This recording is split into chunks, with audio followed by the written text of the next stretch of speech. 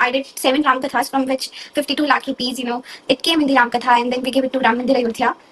Main outcomes from that research which came, firstly it was that eye strain, when you're watching mobile phone, so blue light emits from that mobile phone, and that is why it has been said that you should not watch mobile phone. But I actually had stage fear.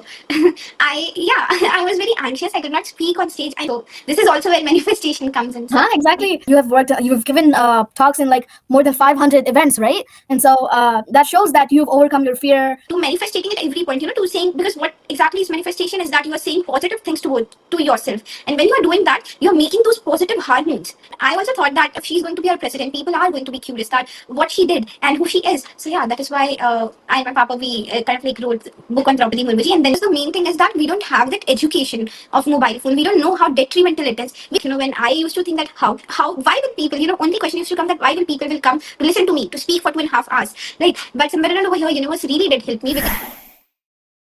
Hi, I'm Kavya Ramani, a Bollywood actress, best-selling author, and a success mentor based in New York. Manifest Witchcraft Conversations is a podcast series on manifestation where I explore the true meaning of success through conversations with inspiring people from around the world.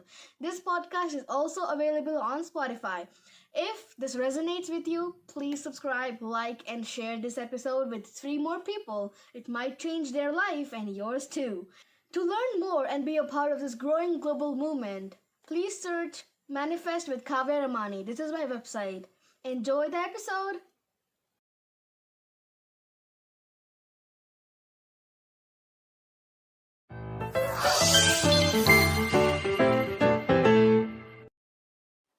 Hello and welcome to Manifest Witchcraft Conversations. Today's episode is truly special because I am hosting someone who proves that age is never a limitation when purpose is actually clear. At just 16, she is a storyteller, motivational speaker, entrepreneur, 4-time world record holder, and has delivered more than 500 events across 4 countries. She has spoken at prestigious institutions like University of Oxford, University of Edinburgh, and a lot, and has written 7 books, led impactful social initiatives, and inspired thousands of young minds through leadership and digital discipline. Please join me in welcoming the powerful and inspiring and my very good friend, Bhavika Maheshwari. Welcome, welcome, welcome. Hi, thank you so very much for having me on your show.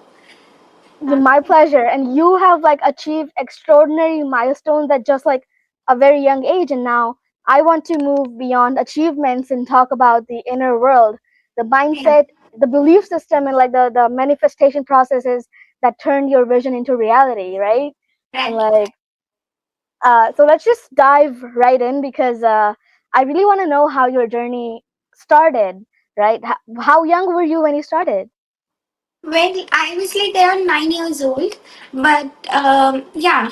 So I started by delivering speeches on mobile addiction because at that point of time, kids were kind of like doing suicide almost because there was this game Blue Whale.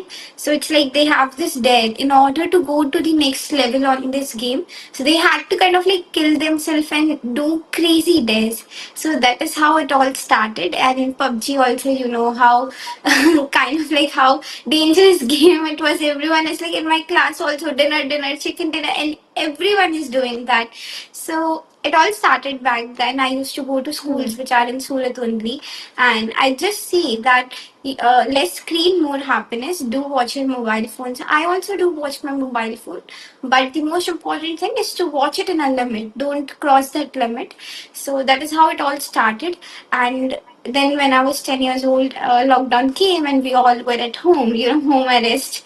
So at that point of time, we all were like, what we can do. So my parents, they read Ramayan. And my mama, before lockdown also, before like I was 9 years old, she used to tell me that, what, you should read Ramayan, you should read Bhagavad Gita. She used to had that books of stacks. And I used to be like, Mama, आपने इसकी thickness देखी इतनी मोटी, I'm not gonna read. I'm in school, right? So I'm gonna read what materials I've got from school. If I'm gonna read this because it was in Hindi, and Hindi भी normal वाली नहीं, it was like very hard. So I was like, this is not something which I can do, and I'm also not very much interested. I really want to, enjoy and all of that. So on when lockdown started, my papa read the whole Ramayana. He used to underline, important stuff, and he used to write it down. And I only had to read those underlined stuff or what he's writing. Yeah. So after that, we made 108 videos on Ramayana. If you go to YouTube, you'll see those 108 videos where I'm kind of like shivering. I'm like, it's looking like that I've crammed all of those things which I'm seeing. So it is also where kind of like my spirituality journey started. Then when Ram Mandir, came, so we all were like, what kind of like we can, do. So we just thought that I did 7 Ram Kathas, from which 52 lakh rupees, it came in the Ram Katha, and then we gave it to Ram Mandir Ayodhya. So yeah, that is how this started, Ram Katha one. So yeah, I started doing things, and then things just got along the way. So So let me make this clear for people who are, knowing Bhavika for the first time. She is a person who has donated 52 lakh rupees to Ram Mandir at such a young age. She's 16 right now, but she did it way before she was 16. So it was like, what age were you? I was around 11 years old, like 10, 11, in between that. Great. So she was 10 years old, and she donated 52 lakh rupees to Ram Mandir. At some point, like commonly we usually see that people who are 52 years old, they plan to, like, donate stuff into, like, temples and all. But over here, Bhavika has donated 52 lakh rupees at such a young age, and that the thought itself is really empowering for all of us. And and that to, like, Ayodhya Mandir, and like, it's just really empowering for us to see that. Okay, I'm gonna stop yapping right now because I'm really excited, and that's why I'm just gonna, like, keep going and going and going. But we need to know more about you first. Yeah. So I think I did not mention, but she's also a TEDx speaker, and Yeah. she talks on stage. She gives content to people. She gives knowledge, and she empowers people to quit the screen time and to, be more happy in life. And would you like to share your motto? What is the line that you always say? Yeah. So basically, we have started this drive, digital discipline drive, and that what basically we are trying to do is that we're trying to reach to more and more people, specifically students, and trying to tell them that mobile phone is the bestest, I guess, gift which we have got from technology. But now it's up to us that how we're gonna use it, because I feel like mobile is kind of like a knife. If you like use it in a right way, like doctors, it can save lots of lives. But if you use it in a wrong way, like any thief or anyone who is trying to harm you, it's gonna have lots of detrimental effects on your life. So yeah, that is what I was saying, that in digital discipline drive, what we are doing is that we're trying to connect students.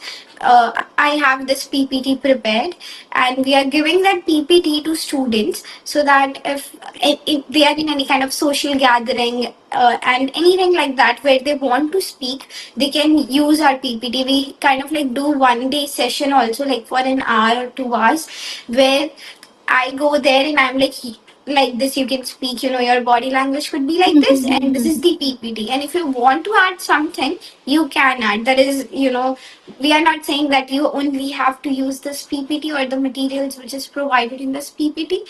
So yeah, that is what we are providing, PPT. But we just have two things. Firstly, that the students need to kind of like decrease the screen time of theirs also. It is not that you are using your mobile phone for 10 hours and then you are preaching people that, what, don't use mobile. So firstly, you have to decrease your screen time, and that is, we kind of like will talk to your parents also. So firstly, this. Secondly, there should be no effect on your grades, on your school thing. It should be kind of like really, your academic should not affect because of the speaking you are doing. So yeah, we just have these two things, and if you agree to these two things, you are a digital discipline, brand ambassador of this scheme, and we are in the process of making the website also. In that website, we're gonna put pictures of yours, telling that you are brand ambassador of this city, of this state.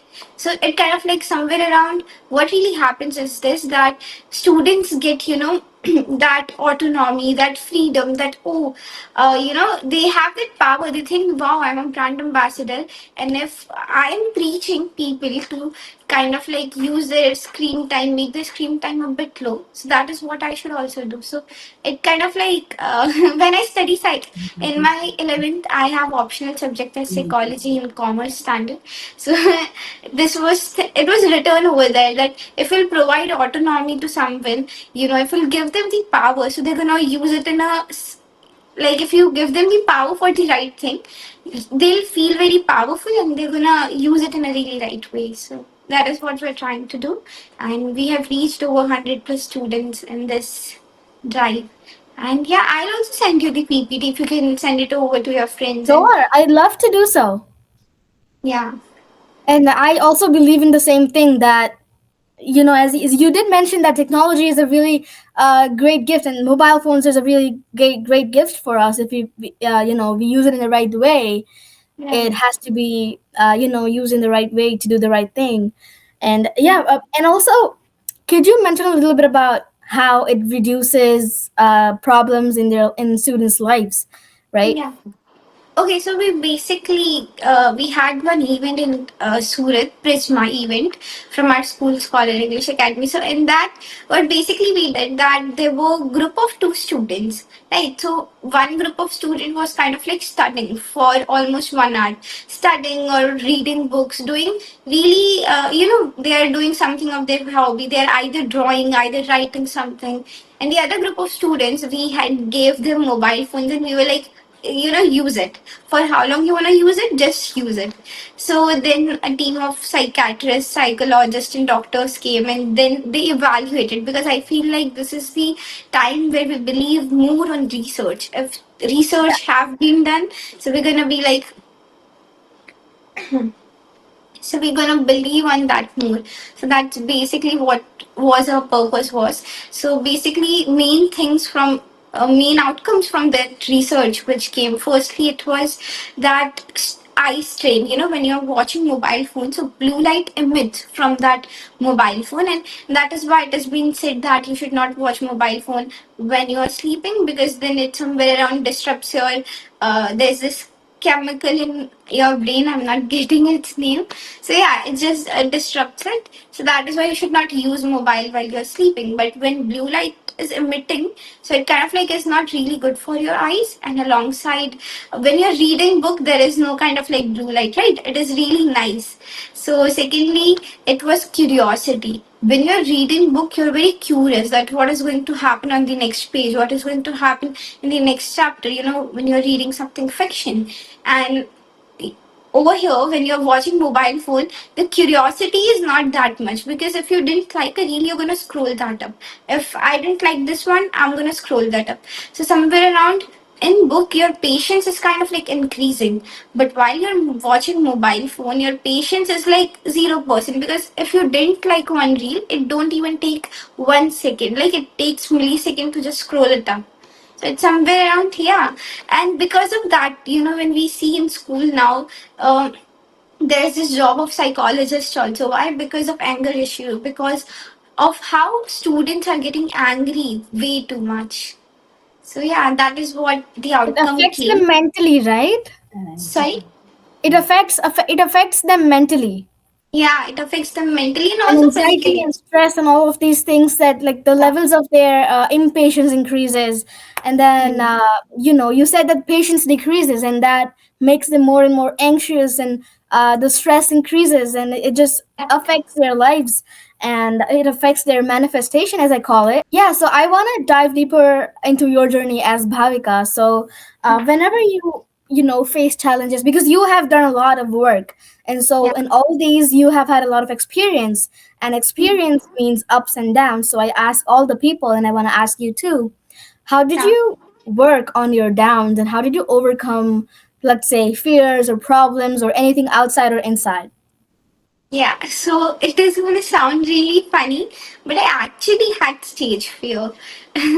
I was very anxious. I could not speak on stage. I mean, when I was really small, my parents used to go make me, speak on stage. So till 5, 6 years, it was okay. But after that, there was this gap where I was just going to school. I just, had a small circle of friends, right?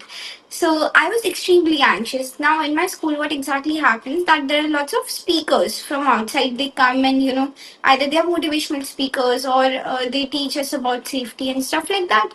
So I used to sit in backside because I used to be very afraid that what if they're gonna call me that what Bhavika, tell me about this, answer me about this.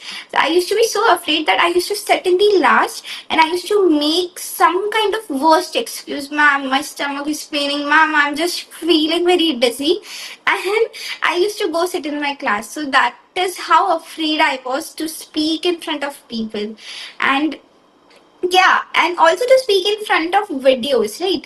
When I said that we made that 108 videos, so it was my first time ever doing something like that. I never, never someone like shooted me from that close, from something that I'm speaking. So I was very afraid, but the more I got up on stage, the more this fear got kind of like, because the more you're gonna face your fear is going to go away. So that is exactly what I did. And I remember one time that when I was 9 years old, I started doing from mobile addiction only. So I was in one event, I was speaking about mobile phone, and I had this mic in my hand, and I just forgot everything for a second. I was like, "Oh my God, what am I going to say?" And I'm looking at my mama. That mama, help me! My mama is like, "Who is she? I don't know you. Why are you staring at me?" So I mean, I had those moments also on stage where for completely 1 minute there is this complete awkward silence where audience is waiting to hear something from me, and I am waiting so that my mind kind of like starts to work and I kind of like starts to speak something. So yeah, I had those few what we can call it embarrassing moments also. But I feel like from these moments somewhere around I have learned, because the more I went on stage, it is not something that 2 times, 10 times, no. Sometimes like if I don't go on stage for a month or 2 months, I start having that fear again. So the more I go on stage and the more continuously I'm going on stage, that fear kind of like goes away. So this is the one thing. And basically I had this one more unique problem. I don't know why I have these problems. I used to laugh a lot, like if there is an audience sitting in front of me. For no reason, I'm gonna laugh. And it's sometimes I don't know why. I was very young at that point of time, 9 years old. I used to go to, kind of like to schools, and students are sitting in front of me, and I used to just look at them and I used to laugh, ha ha ha. So I was like, "Arey, what can I do?" So my papa used to be like, just, kind of like, you can pinch your hand or you can just try to think of something serious so that you don't laugh. So I used to do that. I used to think that no, I'm not gonna laugh. I'm going to be serious. This is going to be a nice event. So this is also where manifestation comes in. So Huh, exactly. And yeah, and like I see that you have worked, you've given talks in like more than 500 events, right? And so that shows that you've overcome your fear, you've overcome all these downs that you had, the struggles. You put them aside and you did all the work that you had to. And so you said a beautiful thing that you have to face your fears. You yeah, faced your fear and you overcame it easily. And so not just that, but also feeling the feeling of being the confident hero of your own life is the thing yeah. you have to do in manifestation, right? And when we've come to manifestation right now, I'm just curious, and I'm asking the little personal question. Have you ever like manifested, or like not intentionally, but sometimes it happens that you think of something and then it comes to reality and you realize that, oh, I thought about something and now it's come to life. Has this happened to you?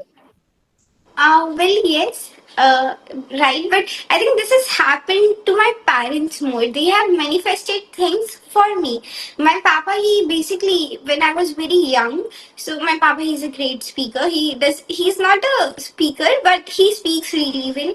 And somewhere around, I have learned speaking from him only. So I remember when I was very young, my papa used to come when I'm going to bed, going to sleep, like I was around 2, 3 years, right? My parents tell me the story. So, my papa used to come and he used to say in my ear that Bhavika, one day you're gonna be great. One day you're gonna speak in front of thousands of people. He used to say this in my ears, and he used to do this regularly till I was 7, 8 years. I don't know.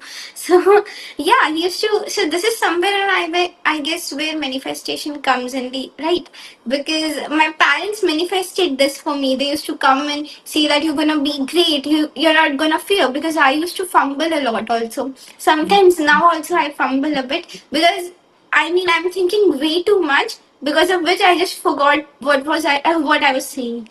So my papa used to be like that. You're gonna not fumble. You're gonna be great on stage. A lot of people are gonna love you. So yeah, that is how. That And is something around, yeah. So my papa, he kind of like usually says me, he is a very firm believer in manifestation. And he basically tells me that how manifestation work is that, firstly, we are very small in the sense there are lots of galaxies in which there is this Milky Way. There are lots of planet in Milky Way in which there is this Earth. Now in Earth, there are lots of continent in which there is this Asia continent. In Asia, there are lots of, what we can say, in Asia, there are lots of countries in which there is this Bharat. In Bharat, there are lots of states in which there is this Gujarat. In Gujarat, there are lots of cities, but in which there is Surat. In Surat, there are lots of places to stay, in which there is this Vesu. In Vesu, there are lots of buildings, in which my building is. So, in this building, I have my home. So, yeah, so we are very small when we, look up from the sky, but then so when we send these energy somewhere around, when we are manifesting something, we're sending this positive energy towards, universe, that I'm gonna do this, I'm gonna be like this.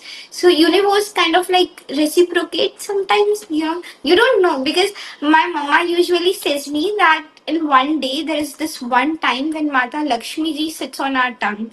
So that is why you should always say nice thing, because when so she sits on our tongue, that the thing which we are seeing, it becomes true. So that is why I guess it is really important to stay positive, to manifesting at every point, to saying, because what exactly is manifestation is that you are saying positive things toward to yourself. And when you are doing that, you're making those positive hormones, right? Because thinking is a big thing. I remember this thing. It was a research done in the US, if I'm not wrong, that there was this person. So they did research on that person, and they were like, we're gonna give you poison, you're gonna drink poison. So he thought that he's drinking poison, but they gave them a glass of water or something like that, not poison. And when he drank that, kind of like, those things came out of from his mouth. When you drink poison, what kind of stuff happens to you, your skin is going pale and all of that. Somewhere around, thinking really does matter. And when you have got the chance to think, why not to think positively? And when you are thinking positively, that is where you are manifesting, right? For yourself, manifesting, right? That I'm gonna do this, one day I'm gonna be great. So yeah, you are sending those powers, and sometimes when God listens, it comes true. So Yeah, and like I always say, and you did mention that your mom tells you about the stories from spirituality, also from Mata Lakshmi. So manifestation has a lot of connection with spirituality, yeah, because there's this modern term called manifestation, which has just arisen like in this modern era, but it has been happening, it is occurring to us from like ages and ages and like forever. Like when just this world like got into place, manifestation was there. And we did used to do practice manifestation through the the means of spirituality, right? We praise God and we believe that this will come true if I pray to God, and the belief itself is the way you manifest.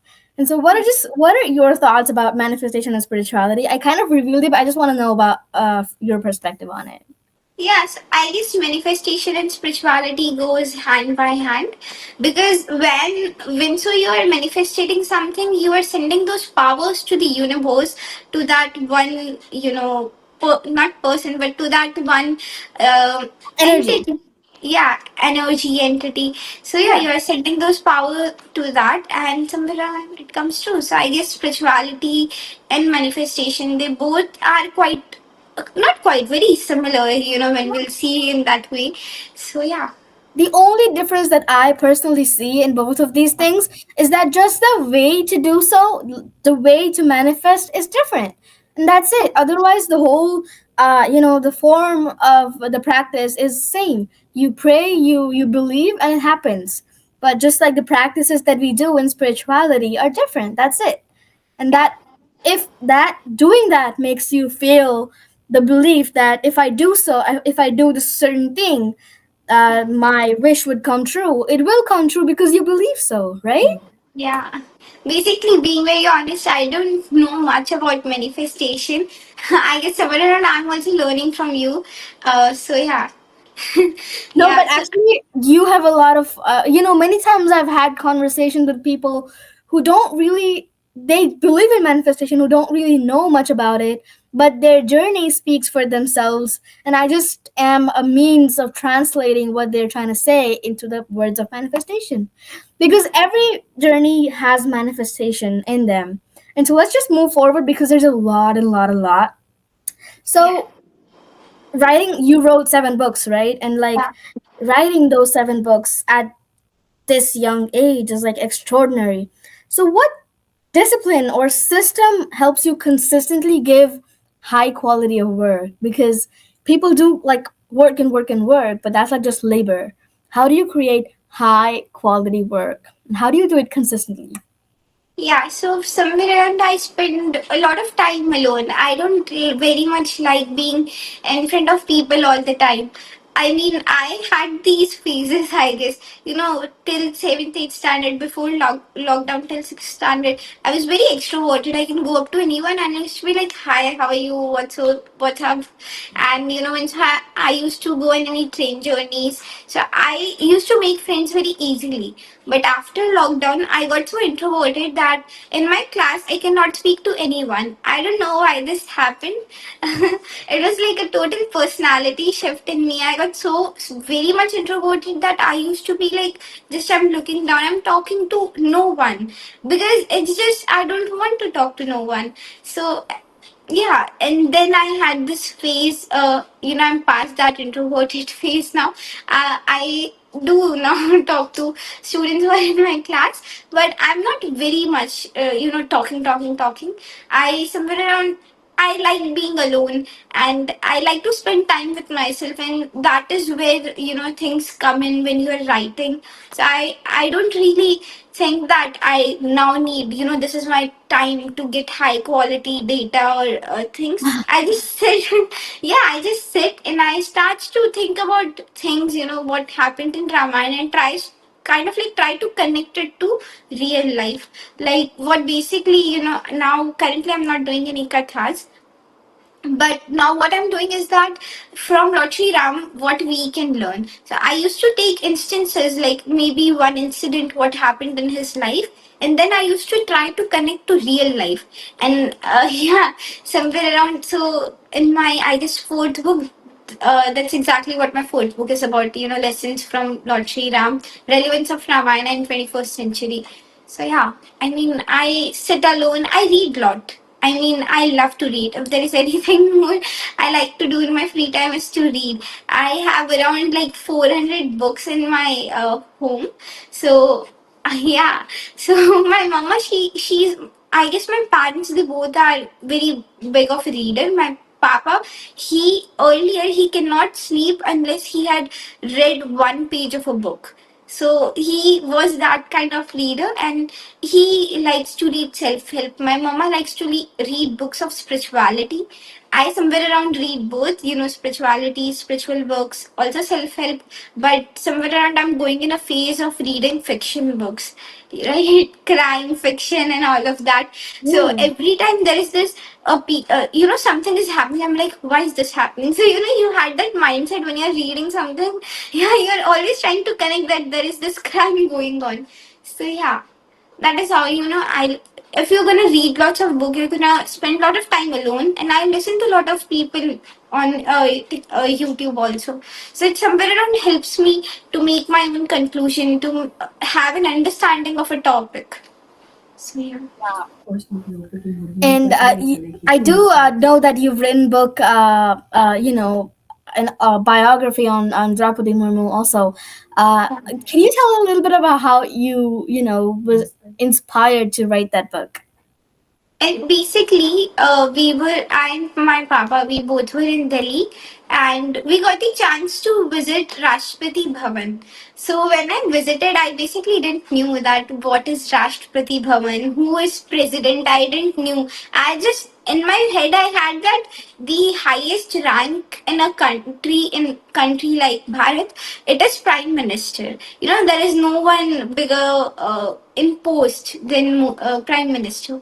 So I didn't knew much about president. So my papa, when we were going, we were entering in Rashtrapati Bhavan. I was like, Papa, who lives in this house? This is, so beautiful. So I mean, even the stairs are beautiful. Even the bathroom is something which you should look, which you should visit. Who lives? So my papa, he told me that president lives in this bhavan, and that time he gave me the knowledge of who president is and all of that. And I was like, that who is living now? So at that point of time, I'm not able to remember his name.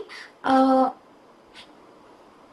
like he used to live, he was our president of India, and Papa was like that Draupadi Murmuji has been elected by NDA, so there are big chances that she's going to be our next president.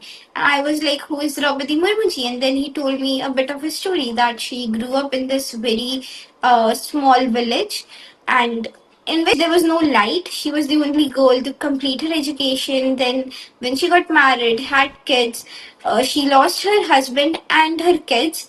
Then she went to Brahma Kumari Ji's center, because I mean she had faced lots of struggles in her life. When we looked it up on Google, everyone had different stories of themselves. So it was quite hard for us also to navigate that this one is true, this one is false. So, and we also went to Daryaganj first. That we thought that Daryaganj is basically in Delhi. It is the place for books. Like every book you can get in Daryaganj. So we roamed for around an hour, and we visited almost every shop and asked for any book on Draupadi Murmuji. We looked for it, but there was like no book on Draupadi Murmuji. And I also thought that if she's going to be our president, people are going to be curious that what she did and who she is. So yeah, that is why. I and my papa, we kind of like wrote book on Draupadi Murmuji, and then we made it in PDF, and we sent it on Twitter, I guess, so that if anyone who wants to read it digitally also can read it. So, and Wow. then after that, I also got the chance to meet our president, Draupadi Murmuji. And when my papa said that she's the girl who wrote book on you, so she was like, मैं आपको जानती हूँ, I know you. When you wrote that book, my PA and all of those, my PA, he told me that there's this small girl from Surat who had written a book on you. So it was so, I kind of like stopped hearing after when she said that I know you. I was like, oh my god, if president of Bharat is saying that she knows me, it is the greatest achievement I've ever achieved. And yeah, it was really happiest moment for all of us, for me, my mama, papa, my brother. And yeah, it's so beautiful. And sometimes, so I always say this, and people do believe this also. Like sometimes, when you just go with the flow and just try to do what the universe is trying to make you do, and you just go with the flow, you will reach the ultimate best dream life of yours. But there's sometimes when you also have to push and make your effort on your own. So I have this really good question over here that you have you know set four world you've broken four world records, right? Yeah. Yeah, and this is a really big achievement in itself, but you are an achiever. What is the difference between an achiever and a dreamer? Okay, so a dreamer is someone, in words also you can understand that a dreamer is someone who is just dreaming, who is like, oh, I'm gonna do this, oh, I'm gonna do that, oh, this is I want to do. But in reality, he or she is someone who is watching Netflix, 24 by 7, watching all the Netflix series, watching everything. There's nothing wrong in watching Netflix. That is not what I'm trying to say, but what I'm trying to say is that a dreamer is someone who only thinks, but achiever is someone who thinks and then try to make that happen. So if you're an achiever, you're gonna think and you're gonna try, you're gonna put 100% of your effort to gonna make that happen to reach that level. So yeah, that is what I think difference is in between dreamer and achiever. Wow. You just gave me another, another. I can just put this in another words, and I can say that. So, a dreamer is just a dreamer, but an achiever is a dreamer and an achiever, Yeah, right? basically, yeah. Yeah. Yeah. And I love it. I love it. And so, you said that you have initiated this campaign of digital discipline, right? And Yeah. so, I think that it's really necessary for us to do so in this generation. But why does the youth especially need this? Like we discussed in the start, I know, but I just want to know that why specifically is it important for the youth to start doing digital discipline? Yeah, so the reason is that because there's screen time, obviously, because I guess somewhere around now competition is way ahead. You have to put way too much effort in order to reach a point, and not only achievements, but also if you even want to get a job nowadays, they're not looking much for the degree, but also for your skills, right? So you're not gonna get skills if you're watching your mobile phones. So you have to limit your mobile phone, right? Because I mean, you're in USA, but in India, you won't.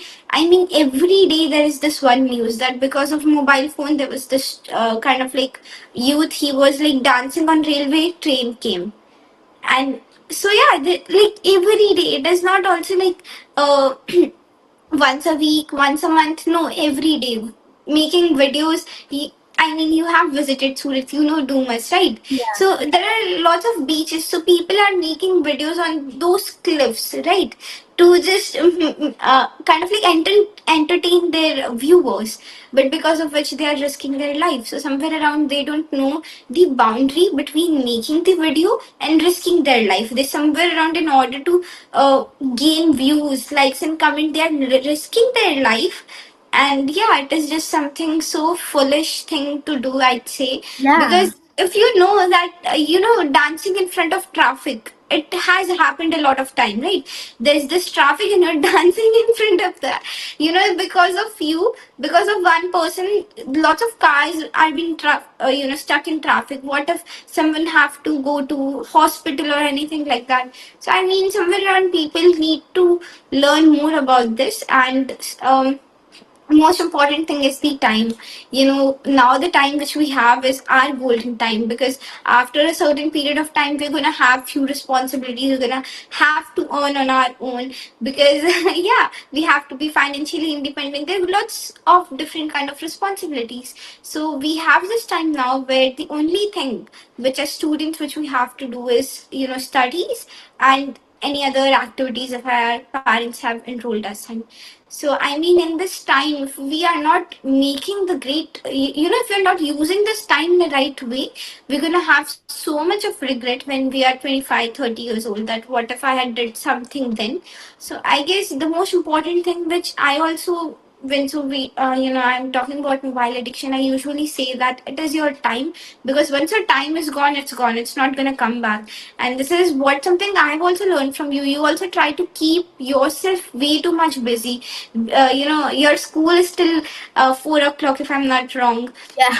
Right, then after coming from school, definitely you have to do your homework, then you have to make the YouTube videos which you make, and you have to also do your podcast. Then also, when you're doing your podcast, doing podcast is not a small thing, because it kind of like, firstly you have to study that who guest is coming, then you have to prepare kind of like all the questions, and questions should be different from the previous interviews, right? Questions cannot be same. So it is so much effort also which you are also putting in, which students should learn from you, right? So basically that is what I'm trying to do, because somewhere, and I guess the more we're going to keep ourselves busy, the more positive or fruitful outcome is going to come, right? Because I also have seen this thing with me. My 11th standard just completed. I've given my exams. 6th of Feb it was last exam. So from 6th till now, I was very free. I was like, I have no studies. I have studied way too much. So what almost this week I did nothing. I just slept, and well, there's nothing wrong in that. Also, giving rest to yourself. But what I'm trying to say is that the more you're gonna keep yourself free, uh, yeah, the more you're gonna keep yourself free, the more you're gonna scroll mobile phone. You're gonna do things which are not really necessary at this point of time. So I guess, yeah, the main thing is to try to keep yourself busy. So the more busier you are, it kind of like it will help you to reach the heights which have. It will help you from becoming a dreamer to achiever in one line, if I have to say. Yeah. Wow, you just gave me a tagline. The journey from being a dreamer to achiever. Right? Yeah. Yeah. If you I want to got do it something. for a second. Yeah, and you just mentioned a really good thing, that productivity. Your Yeah. productivity increases a lot when you are not engaging in social media activities. Personally, my own experience, I'll tell you, I honestly, from the start, I've never really used social media a lot. I do have my social media, account, but that is solely handled by my mom, and all I do is just make videos and all the other editing and all the other stuff that I have to do. But scrolling and social media, or texting, has never been a part of my life. Even Yeah. now, when I talk to my friends and all, they'd be like, "I texted you," and I'm like, "Oh." I did not even know that you texted me, and I check my phone, like sometimes it's like just 24 hours like just go by, and I didn't even know that someone texted me. This happens to me. Sometimes in group chats it's just like hundreds and hundreds of texts that just go by, and I have to like, just skip all the texts. That happens a lot of times. Right. Also, I just want to like, because you are so much into this digital discipline thing, I want to tell you that New York State has made this mandatory rule that, like, before in high schools phones were allowed, like just in high schools, not middle schools, but in high schools phones were totally like allowed, unless the teacher tells you to put them away. You can put them away. But otherwise, for this year, the New York State has mandated that you don't use your phone from the first bell to the last bell of the school. Like after school, you can use it obviously, but inside the school premises during the school day, no phones are allowed. Wow, it's great. So yeah, I mean there are lots of countries which they have put ban to, they have banned social media. I guess Australia was one of the country recently who had banned mobile phones. So yeah, that is. I mean, in India there shouldn't be any kind of ban, but the kind of restrictions which you have over there in USA, there should be some kind of rules and regulations, because I feel like banning something is not the solution unless it is a food item which is harmful for us. So yeah, making, because in India there is no rules and regulation for anything, for how much screen time you're watching. But yeah, in High Court they are now discussing that how detrimental it is towards our both physical and mental health. So yeah, they are putting efforts also. So I guess if there would be some rule and regulation, from people from our country, from our ministers and all of that. So it's gonna really help us as students, because the main thing is that we don't have that education of mobile phone. We don't know how detrimental it is. We know that, yeah, if we're gonna use it more, I'm gonna have specs or things like that. But we don't know much that how bad it is towards our brain. It is, people usually say that it is as bad as smoking. So, I mean, just imagine how worst outcomes from watching mobile phone is. And Yeah, and like just anxiety and all of these things, as I mentioned previously, these are the things that happen to you when you make your screen time accessibly, like really really high. And yeah, also I read this research somewhere. Some group of scientists had researched this, that many applications should, I mean, they do have like age restrictions and all, but if you just put your a fake age, you can just get into the application easily.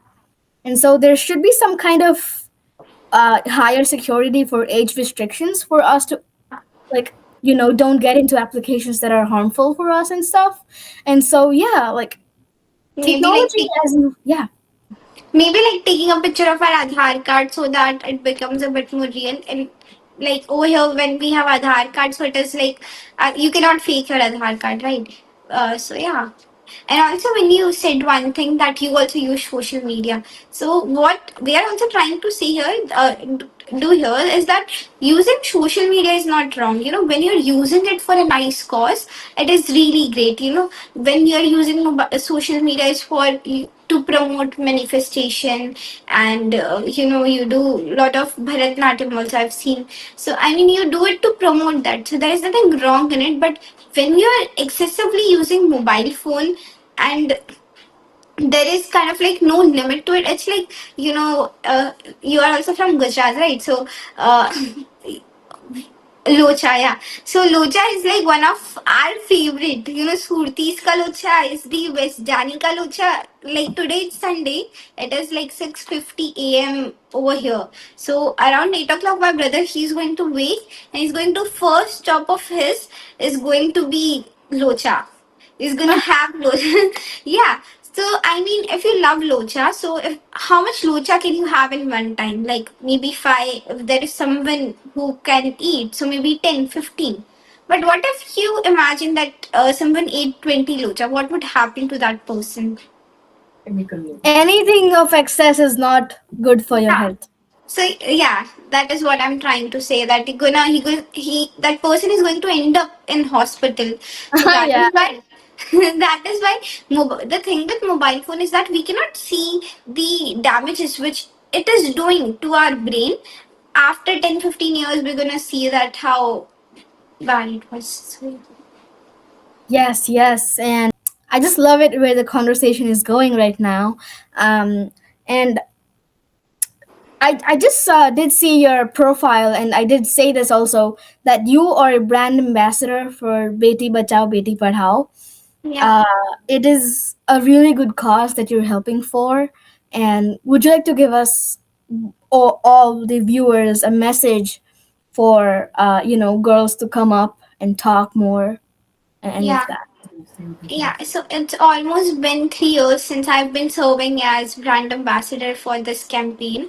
And basically, my work over here is that by doing, when so I'm giving any speech, I try to add this one point also, that give opportunities to girls. Because if you're going to give opportunities to girls, those girls are going to come out as Sunita Williams, Kalpana Chawla, or maybe Indra Nooyi, or maybe someone like you. So I mean the thing, yeah. So the thing is that if opportunities are being provided to girls, because now as we are seeing that as it is every country it is progressive, and opportunities are being given to females, to women, to girls, and because of which you can see that on almost every high post you're gonna see there would be one woman, right? So it is just so great because अगर आप बेटियों को पढ़ाओगे तभी they can do something great, right? So that is why Beti Padhao Beti Bachao. The main concept of this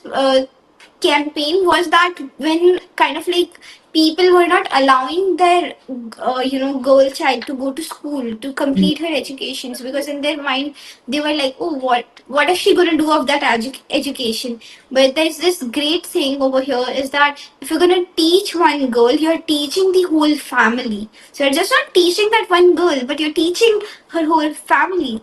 But yeah, I mean, things are now in a progressive way, and people are given opportunities to girls, and those girls are just doing wonders. Like even like our president Draupadi Murmu ji, Yeah. how her journey is from a hurt to kind of like Rashtrapati Bhavan, एक झोपड़ी से पूरी उनकी सफर थी राष्ट्रपति भवन तक की. तो it's somewhere around, yeah, you'll give opportunities, they're gonna do wonders. So, Yes, and just for those who don't understand Hindi, I just want to say that "Beti Bachao, Beti Padhao" it means that save your girl child and educate them. educate, yeah, Yeah, and that's what we were talking about right now. So we're talking about how, because there are many villages in India who still don't believe in educating girl children, right? And right, so spreading this awareness is really, really important for girl children to be educated more and come ahead and come in the front and talk and stand for themselves, right? right. And I do really want to thank you from the bottom of my heart to be the one to be a brand ambassador for such a really good cause. You do host a podcast series, right, on your own, and so it is called Screen Time to Dream Time, Fine, yeah. right? And so this podcast series, how do you go by interview people, and what do you talk about in this podcast? Let's just talk about that. Yeah. So in this podcast, I guess I've uploaded around 15, 16 episodes. It is on Spotify. Mainly it is on Spotify, and it is also on YouTube. So in this podcast, it is not basically I'm interviewing people. It is where I'm only, speaking. Right. So yeah, like I love psychology. I am also thinking to pursue my career in it. So I somewhere around add some things of psychology also in it.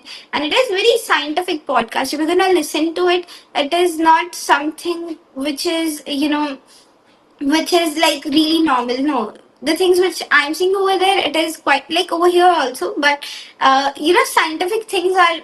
That is where I mentioned you about that Prisma event. We did that scientific research. So yeah, that is kind of like a scientific based podcast. And now I am thinking of interviewing, doctors, psychiatrists who are in Surat, to understand their point of view about mobile addiction, what they think can be done in order to decrease the screen time.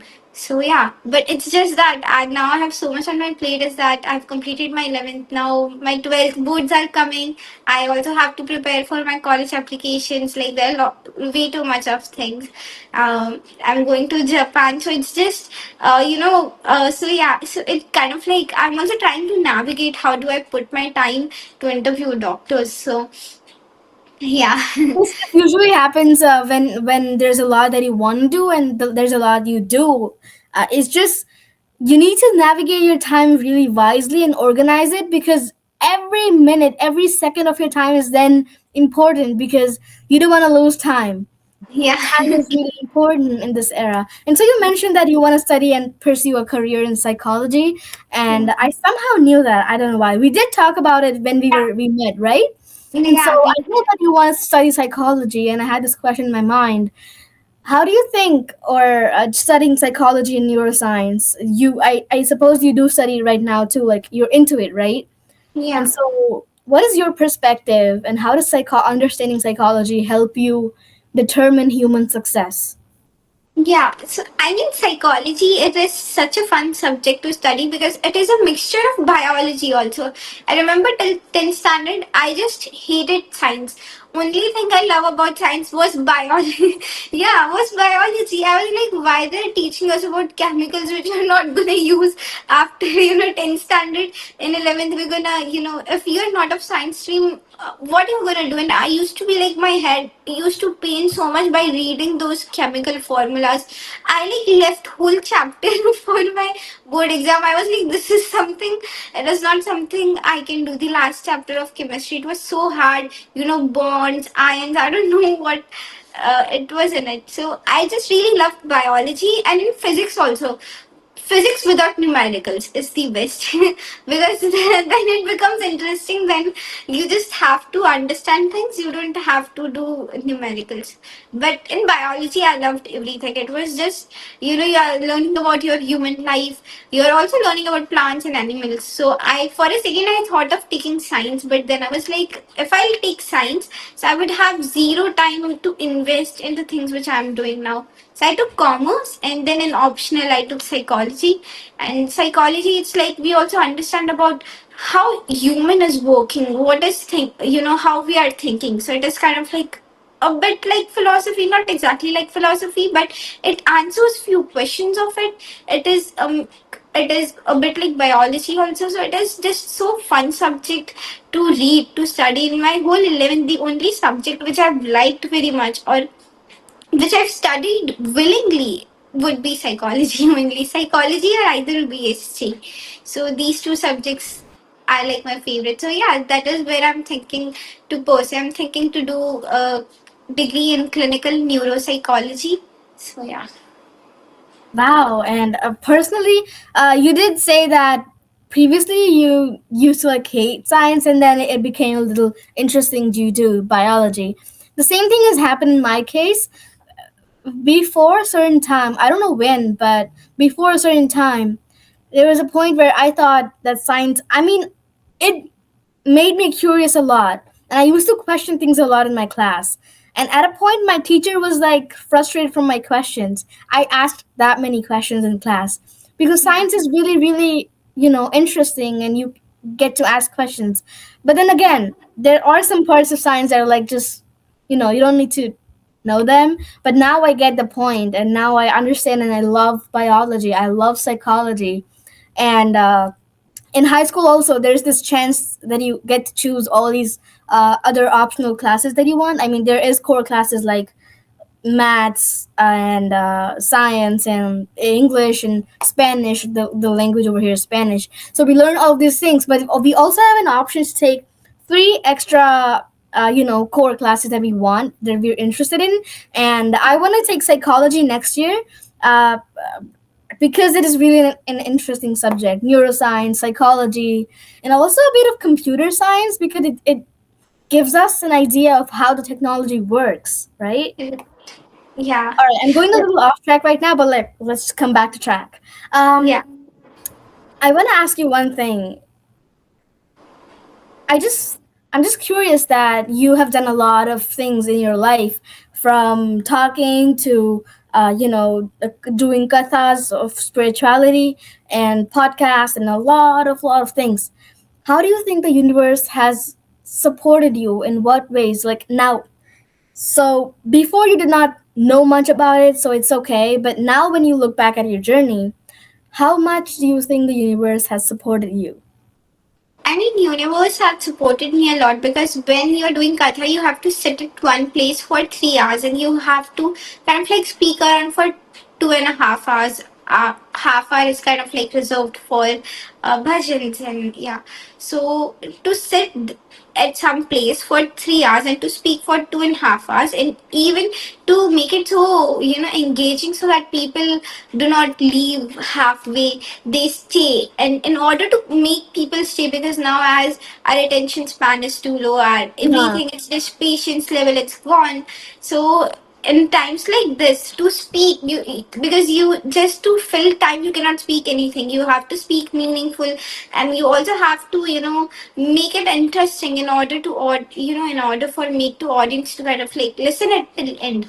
So it somewhere around was very hard, when I used to think that why will people, only question used to come, that why will people will come to listen to me to speak for 2.5 hours, right? But somewhere around over here, universe really did help me, because my I cannot speak that much for continuously, right?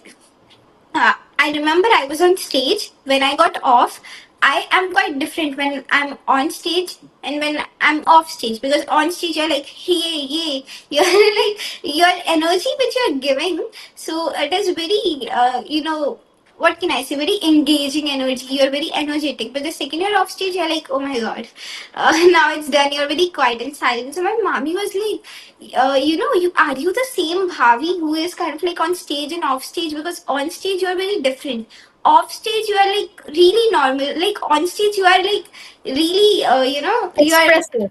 yeah, very expressive, but off stage you are quite. So I was like, I don't know, mommy. So somewhere around universe really helped me, right, to be that expressive and engaging on stage, and yeah, not to entertain people, but to engage them in meaningful conversations.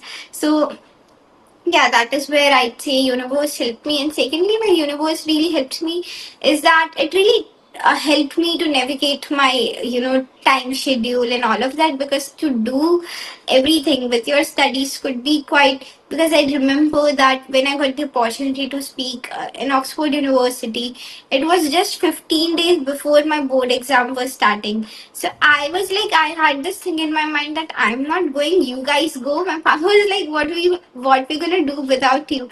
You have to come. I mean, almost I got 10 calls from different members of my family member. They started all as, hi Bhavika, what are you doing? And call ended in that you should go. It is a nice opportunity. So it was like a combined force, of my family were like, you should go. It's a nice opportunity.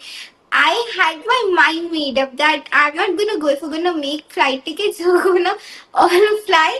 I'm not gonna sit in that flight. So because I am quite strict about my studies, because in 10th standard I didn't got much opportunity to kind of like study whole year.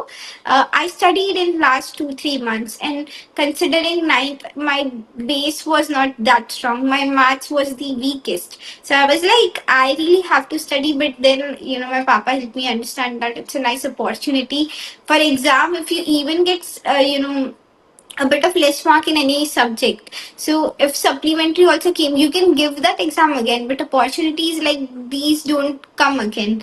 So yeah, I was like, okay. And then because of that, everyone's combined forces, it kind of like made me go there. So yeah, somewhere around universe really helped me in that moment, because it calmed me the second I was there. And when I came back to Surat, I was not at all anxious. Oh my God, what am I gonna do? I mean, we talked. I talked to Vimal uncle also during my exams. Yeah, He we were there. We were in India that time, and you talked to us about it. Yeah. Yeah, and uncle also told me few exercises, to help you to calm your mind on video chat. So yeah, somewhere around universe does help you, because when you had made up your mind of something you're not gonna do, and then because all of my family member is a force from universe only somewhere around. So yeah, it does help me to. And universe, it somewhere around helps you in unknowingly ways you don't know, and and it takes time to realize that, oh well, over here universe help me, because lots of people even tell me that you should not do this, you should focus on your studies. Obviously their advice is great. They're like, you should stop doing this, studies are should be your main priority. So somewhere around universe also helps me to cope up with all of these things also, all of the comments which are quite a bit different from my opinions. So yeah. And yeah, when you talked about all these advices that people give you, my parents always tell me this to make me a strong person. That there's like 100%, okay, and then when you come up and speak up and like you're a famous person, there is 33% who would be, let's say, like not totally against you, but like a little, opposing to you. And then there's 33% of people who are with you on your side, who would support you and help you, and they're your well wishers. And there's this 33% who's like just neutral and have no opinion about you. And so in this world, there are all these three kinds of people. All you have to do is just focus on what you're doing, and all kinds of people are gonna come to you. But you have to try to, focus on what you want to do. Yeah, Right. right. And you mentioned that you did you did this whole tour in UK for four different countries, right? Yeah. So I'm really curious about how you portrayed and how you learn more about responsibilities and leadership and all these things, because in life you get opportunities, you get experiences, but learning from this is really important. Right. So, firstly, the main thing which I learned was time management. To manage my time to, in studies also and in the events also, right? Then, secondly, the thing which I have learned is, when I got the chance, I usually have this question answer session after I have done completing my speech. I've completed my speech. So, I got to understand lots of views about different people on various different topics, because when you have lots of views on a topic, it helps you to understand more deeply and to make your own opinion, right? So yeah, it really helped me in that. Thirdly is that when you travel, you learn a lot.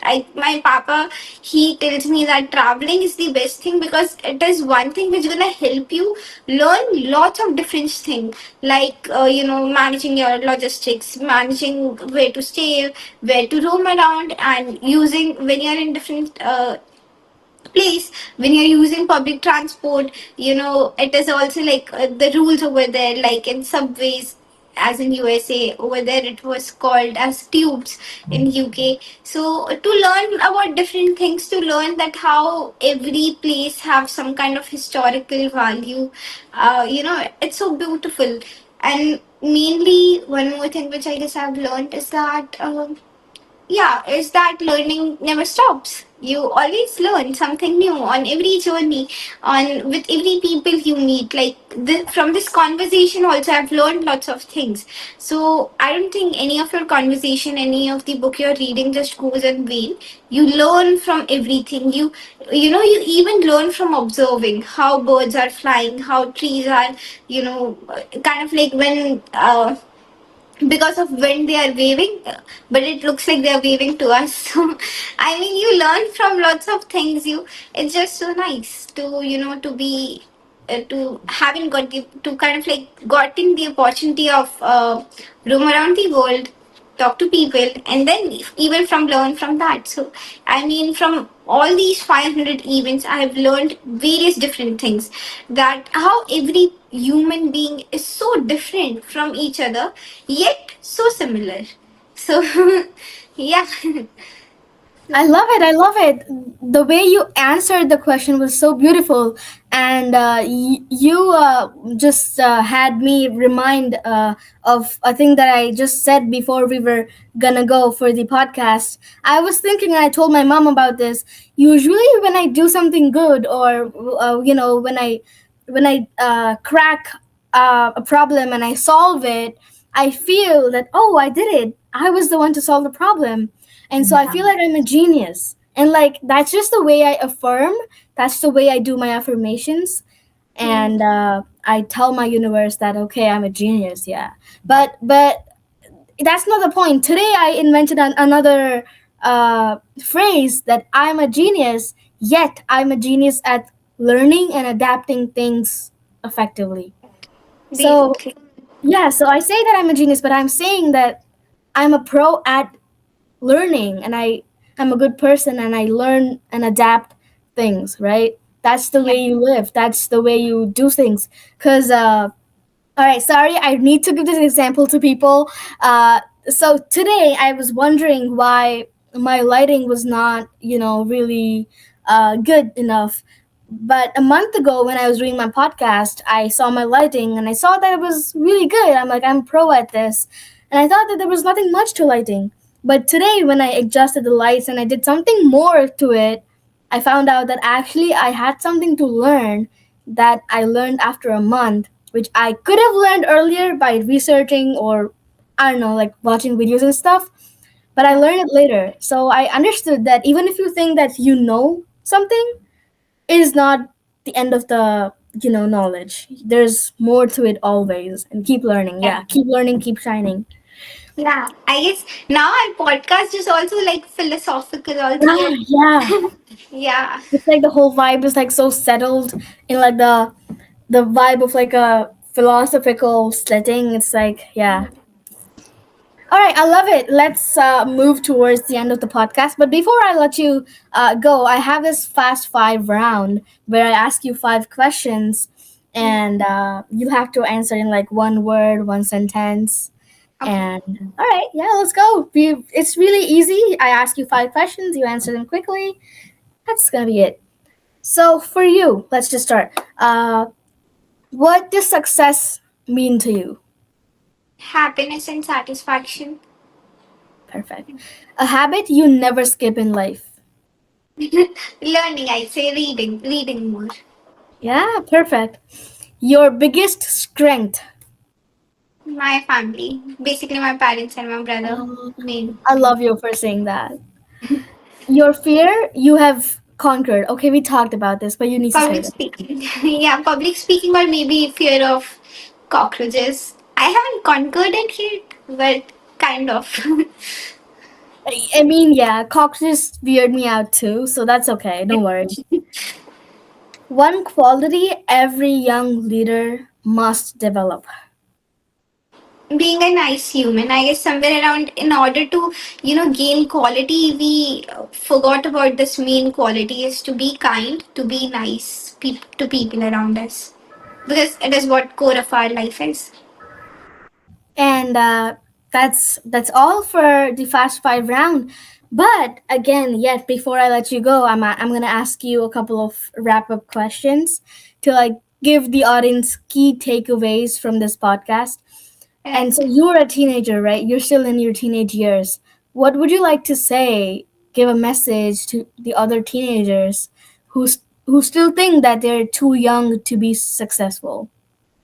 Yeah, well, firstly, you are never too late. I mean, at what so age you are starting, you are doing great. And secondly, you always have to remember that what you are doing such amazing thing. The power from the universe are always with you. If you're gonna do something amazing, people are going to support you. Your families are going to be proud, and yeah, the most importantly, the power from the universe which we talked about is also going to be with you, and yeah, it's going to help you do something more, and in order to make your parents feel proud more than your parents, to also make you feel proud, so that when you look back to your journey, you'll be like, oh, I did few nice things, and it just makes me feel good. So mainly I just say one thing to teenagers, sorry. Only one thing, my only one advice would be is to manage your time effectively, because um, a student who is doing nothing also have 24 hours in a day, and you also have 24 hours in a day, I also have 24 hours in a day. So I mean, the results, you can see that how kind of like we all have just 24 hours a day. Even Mr. Ambani sir have 24 hours a day. So it is just how you're making use of those 24 hours. Wow. I love it. I love it. And so, how can people find their purpose? To like just add on to the question, I'm just popping in this question. How can people find their purpose at a young age? Right. So, I mean, if I have to give a philosophical answer to this, is that I had read this thing in a book that the purpose of your life is to find a purposeful life, right? But now, to break it down, I feel like in order to find a purpose, you have to try different things, because you don't know what your purpose is. I used to go into drawing. I love to sing also. I like to play guitar. So, I mean, you have to try on different things, and then there would be one thing which would catch you, and yeah, then the second you are good at it, you'll be either ways, either you're good at it, not good at it. I was like worst at public speaking, but then also I spoke it, so I mean, you have to try different things in order to somewhere around understand what your purpose is, what is the reason why God have sent you. So the main purpose which we all have, is to be kind. When we talk about spirituality, when we talk about devotion, bhakti, so what I really feel like is that if you are not doing bhakti, what bhakti is, what devotion is it that you are in a line, and you are in a supermarket, and there's this one person who is very much in hurry, you are letting him or her pay before you, is bhakti, is devotion, right? If you are kind of like you are crossing a line, but there's this old woman, she is not able to walk that fastly, and if you're holding her hand, this is what bhakti and devotion is. If you are not killing one mosquito so yeah, that's exactly also what bhakti is. If you are talking nicely to someone who is differently abled, right, who have some uh, challenges, so if you're talking nicely to that person, so this is what bhakti and devotion is. So I mean, doing this small things in our life, and doing it unintentionally, it should come out naturally. It shouldn't come out like, oh, now I have to do this. No, it should just come out nicely. And most importantly, to speak, when you have gotten the opportunity to speak nicely, so why to speak rude to someone, right? Because things stays with you. So I guess somewhere around doing the small things, inculcating the small things in our daily life would really help us. The main purpose are these only. If you are doing all of these things, if you are serving your country to your whole heart, being as patriot, so I guess somewhere around doing all of these things is purpose. Definitely it is not main purpose of your life, but it is core purpose of your life. And yeah, it would really help you to be a nice person. And yeah, I guess if you start by doing all of these, somewhere around the purpose is going to come to you. Yeah, and you said a beautiful thing that your intention should be pure when you do something.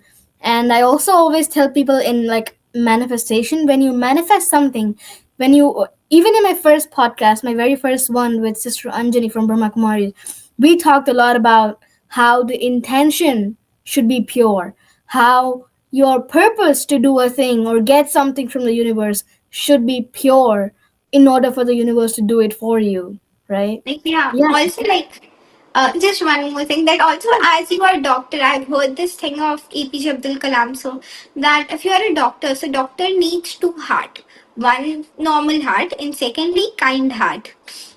So I mean, somewhere around, if you are a doctor or if you are, in any other profession, the main bhakti for you is to be serving your patients in a nice way, right? Serving them with your intentions being pure.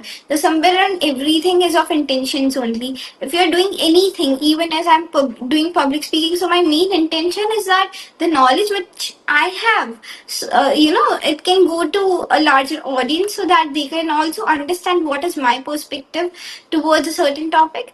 And yeah, so somewhere around having nice intentions would really lead your life to be happy. I mean, if you want to lead a happy life, I mean, there is no happiness is not something which you can get like okay, so I'm thinking way too much, but I feel like if you really want to lead a happy life, few things which you have to do is to be satisfied with what you have, and secondly, to have pure intention towards the work you are doing, towards the profession you are doing. It really helps you make a difference. You just stole the words out of my mouth right now. I was going to say this, that even when you're speaking, right? Even when we're talking about this in this podcast, what we're doing is that like the intention is not for us to be happy.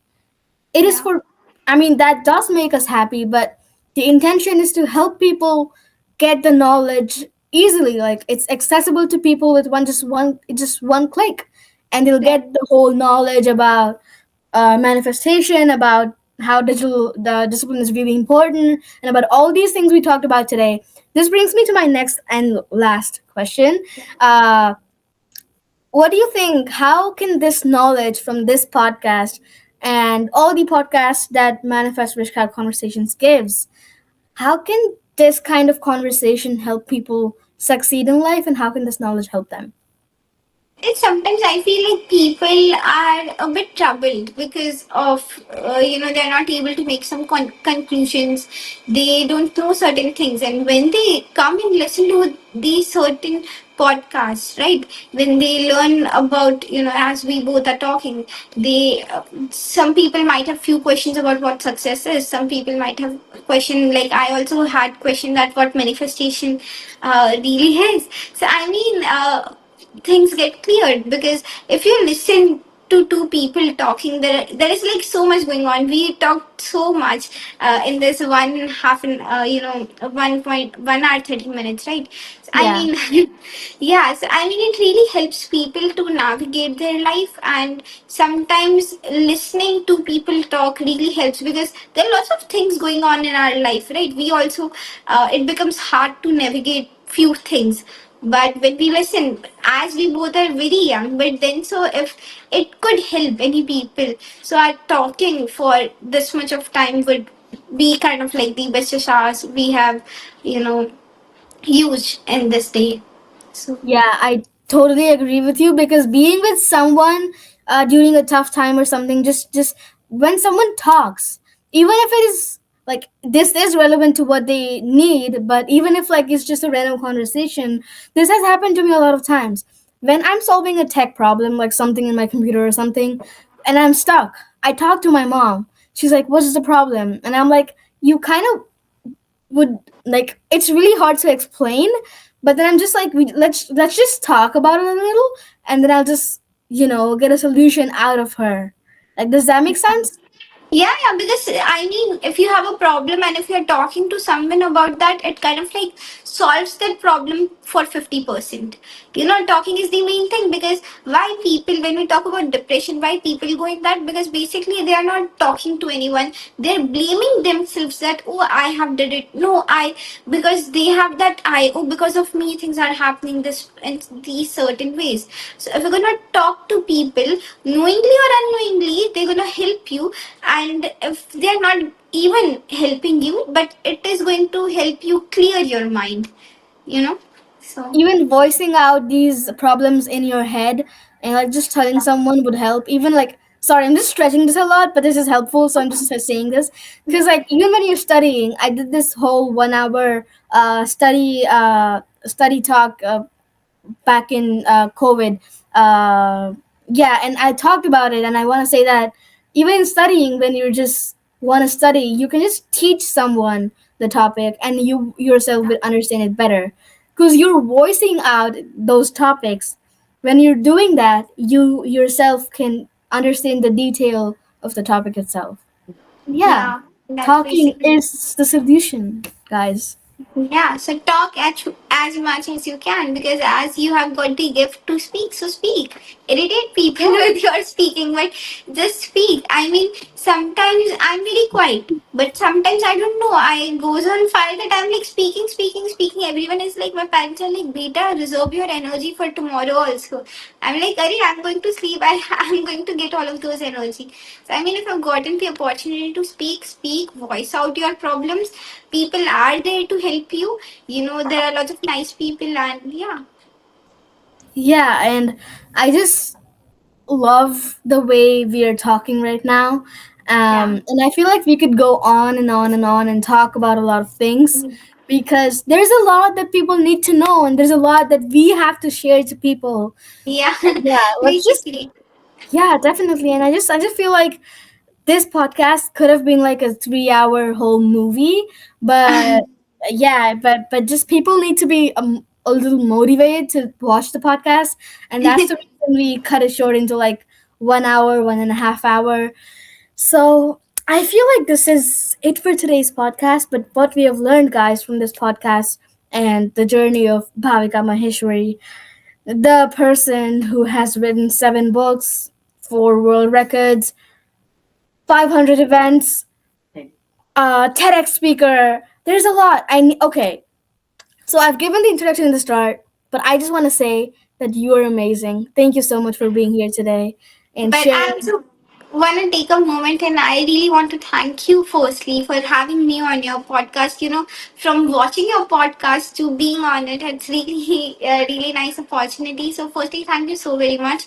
And secondly, I really want to take out time and to say that you are doing amazing work back, you know, in USA with all of your time. I know that how hard it could be with your studies when you're doing it, but you are doing such an amazing job because over there also you are talking about manifestation. You're doing various different things. It's not that you're only doing one thing, you're also doing podcasts. So it's like you have your hands full with lots of different things.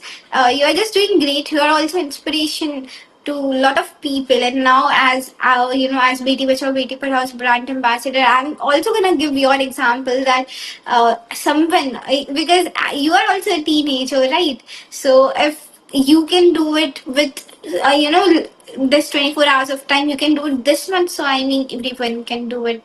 Everyone can make use of their time.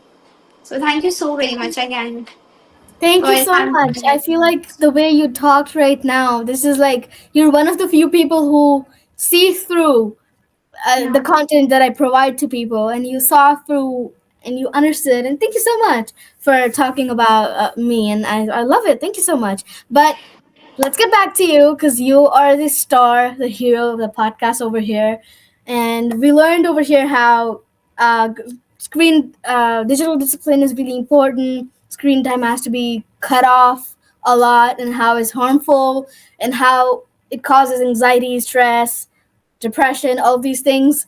And then we came back to how manifestation is part of life and is inevitable. It just goes and goes and goes. All we have to do is just be mindful of the conscious thoughts that we emit, and the frequencies that we emit.